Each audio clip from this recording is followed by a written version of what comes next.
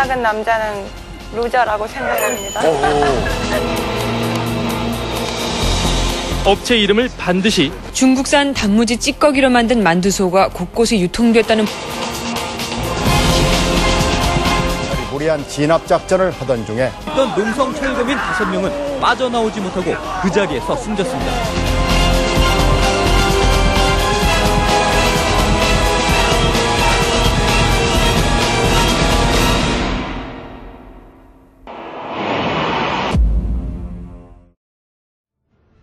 (16세기) 중세시대 유럽에선 약 100만 명이 넘는 무고한 사람들이 마녀라는 낙인이 찍힌 채 희생됐습니다. 십자군 전쟁에서 패한 유럽의 종교 권력은 자신들의 부패한 실정을 만회하기 위해 마녀라는 희생양을 만들어냈습니다. 미신과 주술을 통해 악마와 교신했다는 이유로 그들은 화형대로 내몰렸습니다. 또한 이 사건은 사회적 약자, 즉 여성에 대한 편견과 무지를 그대로 보여준 역사적인 사례였습니다. 여기에서 합리적인 생각과 이성에 기초한 판단은 애당초 끼어들 여지가 없었습니다. 또 희생된 마녀들에게는 어떤 반론도 허용되지 않았습니다. 다만 잔혹한 단죄만이 있었을 뿐입니다. 우리는 단순한 원칙에 기초해 상대를 이단으로 내몰고 극단적인 처벌에 이르게 하는 사회현상을 일컬어 마녀사냥이라고 부릅니다. 역사적으로는 수백 년 전에 사라진 현상이라고 하지만 힘없는 한 개인을 죽음으로까지 내모는 이 마녀사냥은 이름과 형태를 달리하여 현재에도 계속되고 있습니다. 그것은 바로 여론재판입니다. 우리는 최근 인터넷을 뜨겁게 달구었던 루저녀 사건을 계기로 왜 이 사건을 현대판 마녀사냥이라 부르는지 그 이유를 생각해봤습니다. 키 180cm 이하의 남성들은 모두 루저다. 지난해 말 지상파 모 프로그램에 나온 한 여대생의 말입니다. 키 작은 남자는 루저라고 생각합니다. 이 말을 한 이 모양은 서울 소재 모 대학을 다니던 평범한 여대생이었습니다. 하지만 방송 직후 이 모양은 네티즌에 의해 공공의 적이 됐습니다. 그녀를 향한 악플은 도를 넘어 욕설과 인간적인 비난에까지 이르렀습니다. 심지어 퇴학청원과 자살청원까지 인터넷에 떠돌았는데요. 그녀의 신상정보뿐만 아니라 그녀의 근황까지 인터넷에 무분별하게 게시됐습니다. 단 35초의 방송은 오프라인상에서조차 그녀에게 숨을 공간을 허용하지 않았습니다.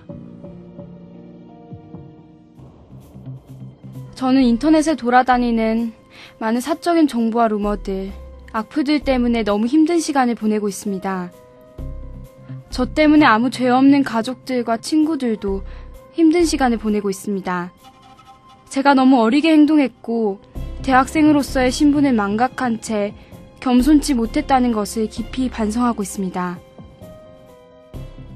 물론 루저 발언을 했던 여대생의 잘못된 가치관도 문제로 지적됩니다. 자신이 선택할 수 없는 신체적 조건을 루저라는 단정적이고 극단적인 표현을 한 것은 경솔했다는 것입니다. 지나친 외모지상주의에 대해 따끔한 비판이 있어야 한다는 지적도 있습니다. 난 패배자 아니라 생각하는데 패배자라 하니까 속상하죠. 키는 선천적인 건데 선천적인 거 가지고 할 수 있는 것도 아닌데 그거 가지고 그러니까 좀 기분이 그렇죠. 또 일부 학자들은 고용불안과 청년 실업, 그리고 외모지상주의를 둘러싼 젊은 남성들의 좌절감이 반영된 표현이라는 의견도 있습니다. 하지만 네티즌들의 좌절과 분노가 정당하다고 해서 그들이 표출한 한 개인에 대한 도를 넘어선 비난이 정당한 것은 아닙니다.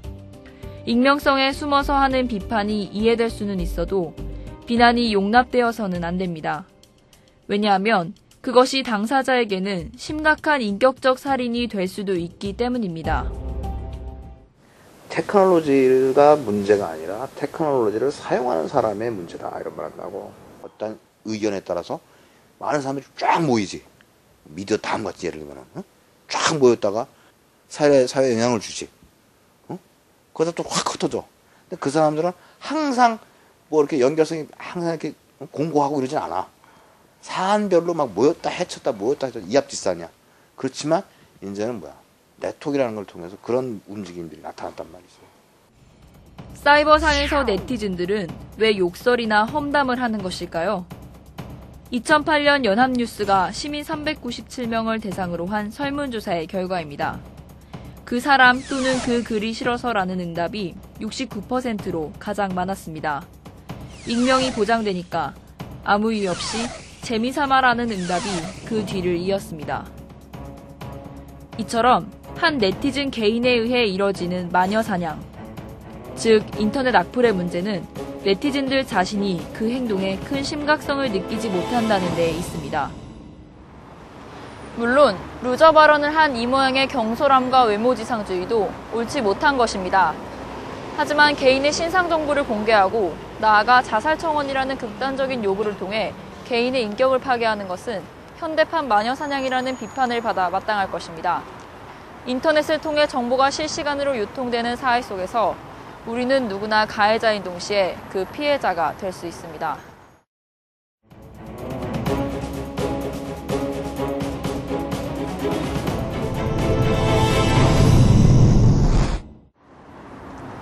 그런데 이러한 네티즌들에 의한 여론재판보다 더 심각한 것이 있습니다.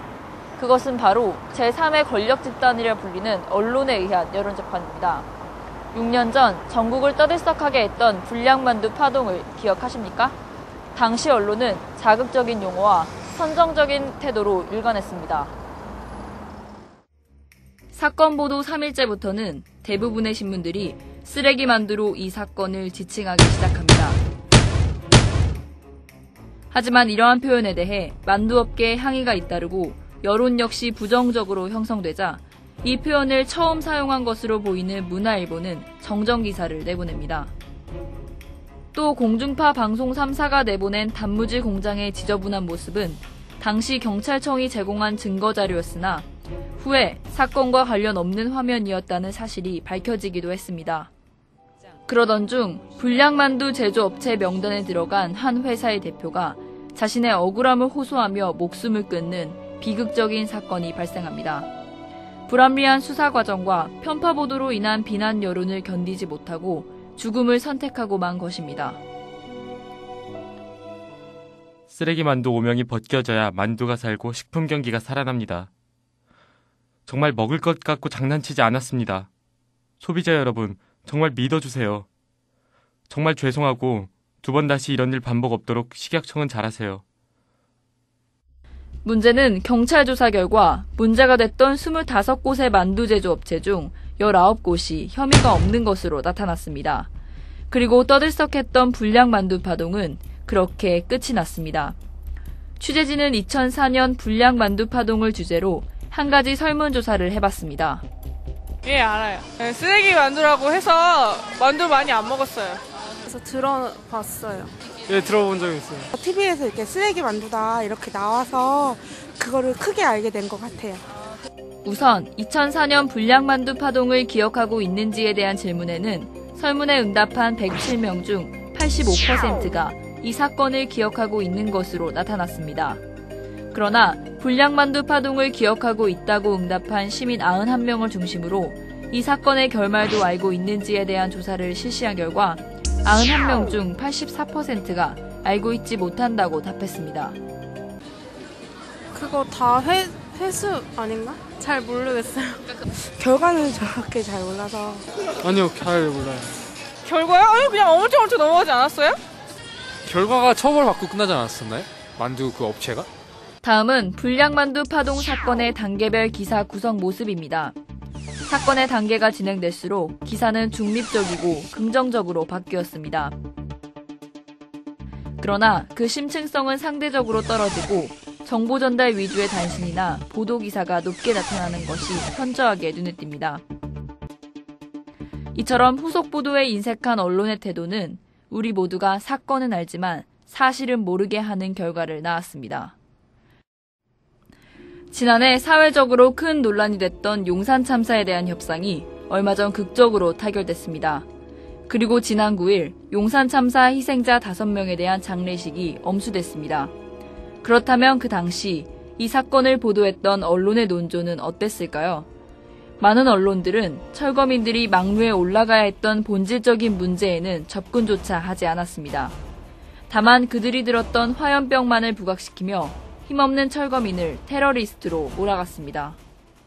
그 사람들이 왜 그 남일당이라는 건물에 올라갈 수밖에 없었는지, 그 현재 재개발 내지는 뉴타운 지정 이런 것들이 재건축이 어떤 법적인 문제점들, 예를 들면 세입자를 전혀 보호하지 않는다든지 재건축 조합이나 아니면 건설업자들 내지는 공무원들의 배를 불리기 위한 이런 재건축, 재개발 사업들에 대한 문제점들을 제대로 지적하지 않았던 부분들이 있었죠. 심층적인 보도보다는 몇 명을 타겟으로 한 국민들의 시선을 끌기 위한 제목, 선정적인 사진, 그런 보도들 때문에 실제 여론 형성이 자신들의 이익을 취하기 위해서 올라간 사람들이다, 속도다라는 인식이 확산되면서 또한 일부 언론은 자극적인 기사로 참사의 희생자를 2번 죽이고 남아있는 유가족들에게 씻을 수 없는 상처를 주기도 했습니다.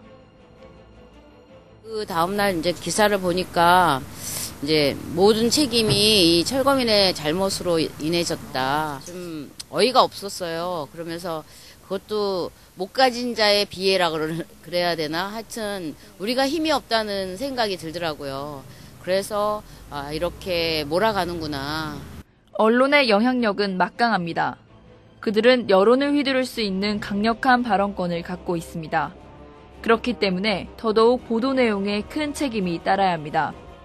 하지만 제3의 권력 집단이 돼버린 일부 언론사들은 언론 본연의 역할은 외면한 채 자신의 입맛에 맞게 여론 재판을 끝내버린 것입니다. 언론의 기본이라고 할 수 있는 사실 확인이 좀 철저히 되어야 되겠는데요. 실제 그것들이 진실이 내지는 사실이 아예 아닌 경우도 굉장히 많고, 사실 균형 잡힌 보도를 해야 된다. 그걸 넘어서서 좀 진실을 캐려는 사실 확인을 좀 철저히 하는 게 필요하겠고요. 중세시대 유럽의 종교 권력은 그들 내부의 문제를 희석시키고 내부 불만을 해소해줄 장치로 마녀 사냥을 이용했습니다. 이와 같이 현대사회에서도 사회 문제가 누적될수록 불만을 가진 사람들은 그들 내부에 있는 불만을 해소해줄 희생양을 찾게 됩니다. 또 권력자들 역시 마찬가지입니다.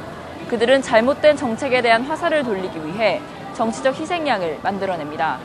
우리는 어쩌면 우리 안의 불만을 해소시켜줄 희생양을 찾고 있는지도 모릅니다.